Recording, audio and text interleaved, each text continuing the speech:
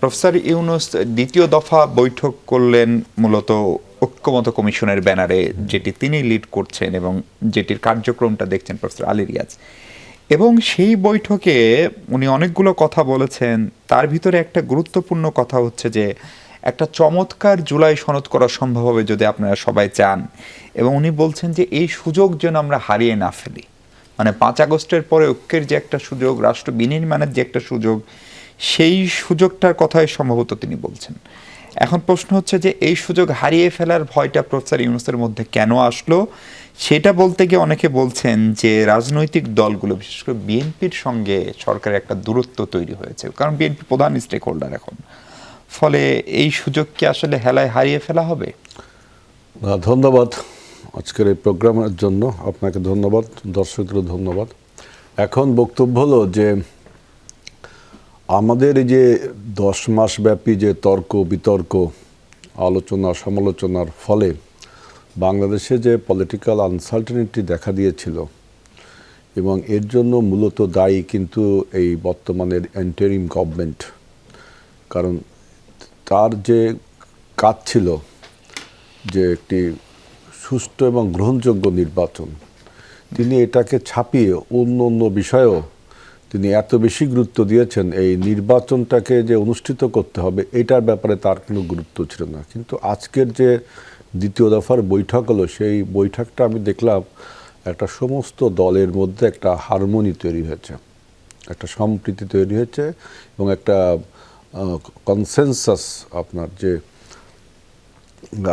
ডিসেম্বরের আগে নির্বাচন এবং নির্বাচনের জন্য যে সমস্ত জিনিস সংস্কার করা প্রয়োজন তা জুলাইয়ের আগেই যে সংস্কার করা সম্ভব, এটাও বিএনপি এবং অন্য দল প্রফেসর ইউনূসকে বলেছেন এবং বুঝিয়েছেন। এই বিষয়গুলো আপনার এখন অর্থাৎ বাংলাদেশের যে পলিটিক্যাল আনসার্টেনিটি, এটা কাটিয়ে ওঠার যে সমাধানটা এখন ডক্টর ইউনূসের হাতেই চলে গেল। অর্থাৎ পলিটিক্যাল পার্টিসগুলো যে এবং বিএনপি সবসময় সরকারকে, এই অন্তর্বর্তীকালীন সরকারকে সমর্থন দিয়েছে, সহযোগিতা করেছে। কিন্তু যখনই আমরা দেখছি যে এই ইন্টারিম গভর্নমেন্ট নির্বাচনকে আপনার বাইপাস, মানে ডাইভার্ট করার জন্য, অ্যাটেনশনটা ডাইভার্ট করার জন্য বিভিন্ন সেক্টরে কথা বলছে এবং নির্বাচনে একটা সুনির্দিষ্ট রোড ম্যাপ দিচ্ছে না, তখন আমরা অনেক কথা বলেছি যেটা পলিটিক্যাল দায়িত্ব আমাদের, এটা it was a national duty and national responsibility. এটা এখন কি রোড ম্যাপের ব্যাপারে তার মানে আপনার এখন বিষয়টা আমরা আশ্বস্ত, মানে আমরা যেটা বলছি যে জুলাই মাসের মধ্যে জামাত ইসলামীও বলছে, যারা এনসিপিও বলছে, অন্য রাজনৈতিক দলও বলছে যে নির্বাচনকে সুষ্ঠু করার জন্য যে সমস্ত সংস্কার করা প্রয়োজন তা বাস্তবায়নের কাজ 1 মাসের মধ্যেই করা সম্ভব। কিভাবে করা সম্ভব সেটাও বিএনপি বলেছে। এবং নির্বাচন অধিকাংশ দল ডিসেম্বরের আগে চেয়েছে। ডক্টর ইউনূস যেটা বলতে চেয়েছেন যে তিনি যে জুলাই চার্টারের কথা যেটা বলছেন, যে আমরা যে সমস্ত বিষয় 166টা যে দফা দিয়েছিল স্প্রেডশিটে, তার মধ্যে যেগুলো আমরা ঐক্যমত হবো সেইটা হবে জুলাই সনদ।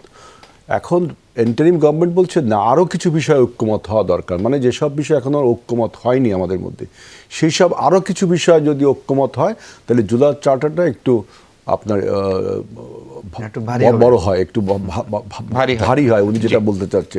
তার মানে উনি আরেকটি কিন্তু এখানে ন্যারেটিভ, আমি বলবো আরেকটি ন্যারেটিভ তুললো, একটা বয়ান আরেকটা তুললো যে এখন যেসব বিষয়ে আবার ঐক্যমত হওয়া যাবে, বিএনপি তো পরিষ্কার বলছে এইসব বিষয়ে ঐক্যমত হওয়া যাবে। অবশ্যই বিএনপি সব বিষয়তে ঐক্যমত হওয়া যায় না, তাই না? প্রত্যেকটা পার্টির একটা ইন্ডিভিজুয়াল ইডিওলজি আছে। এখন সংবিধান সংস্কারের ব্যাপারে আমরা বলেছি, সংবিধান সংস্কার করতে হলে আপনার সব সংবিধান এখন করা সম্ভব না, এটা পরবর্তী সরকার পার্লামেন্ট লাগবে। সুতরাং আমি মনে করি একটা সুন্দর একটা আলোচনা হয়েছে এবং এখন পুরো দায়িত্বটাই প্রফেসর ইউনূসের কাছে, তার নিরপেক্ষতা এবং তার যে নির্বাচন দেওয়ার মন মানসিকতা, এটা প্রমাণ করতে হবে তাকে।